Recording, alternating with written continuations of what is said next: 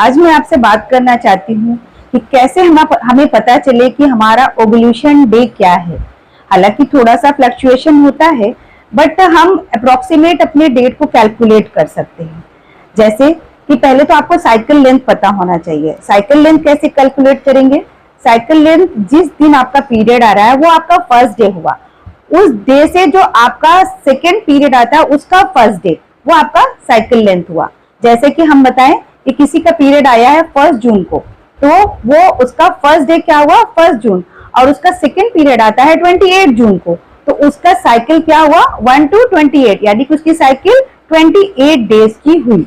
जैसे किसी का पीरियड आया है 5 जून को, 5 जून को आया है और उसका सेकेंड पीरियड आता है जैसे कि उसका सेकेंड पीरियड आता है 5 जुलाई को, तो देन उसका साइकिल क्या हुआ? 30 डेज का। इस तरीके से आपको साइकिल कैलकुलेट करना है।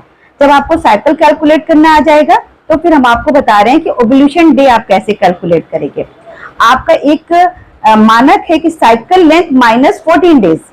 आप साइकिल लेंथ माइनस 14 डेज जब आप करोगे तो आपका ओवुलेशन डे आपका सिलेक्ट हो जाएगा। जैसे आपका साइकिल लेंथ 28 डेज का है, तो उसमें अगर आप 14 डेज कट करते हैं तो आपका जो ओवुलेशन जो आपका डे आ रहा है 14 डेज के बाद आ रहा है। 14th डे पे आपका ओवुलेशन डे हो रहा है। और जैसे आपकी साइकिल 30 डेज की है, तो 30 डेज में माइनस 14 करेंगे तो आपका जो ओवुलेशन डे आ रहा है वो 16वें दिन पे आ रहा है। और अगर जैसे आपका साइकिल मंथ है, साइकिल डे है आपका 35 डेज है, तो 35 डेज में माइनस 14 डेज करेंगे तो आपका जो ओवुलेशन डे आ रहा है वो 21वें दिन पर आ रहा है, 21 डे पर आ रहा है।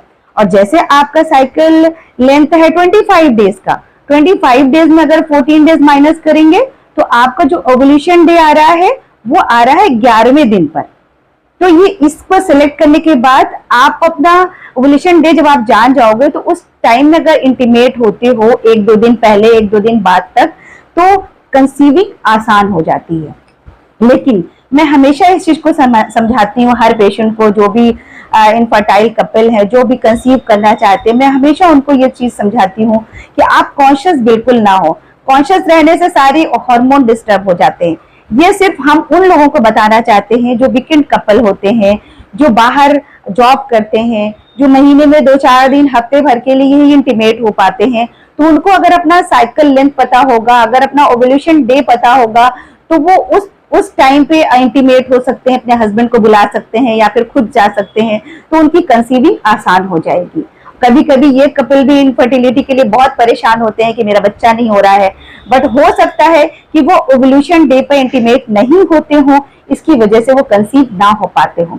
ये छोटी सी जानकारी उनके लिए बहुत बड़ा वरदान साबित हो सकता है कि इस टाइम पे अगर वो अपने हस्बैंड वाइफ एक दूसरे के साथ मिलते हैं, डिबेट होते हैं, तो प्रेगनेंसी होने में बहुत आसानी हो जाती है। Thank you so much.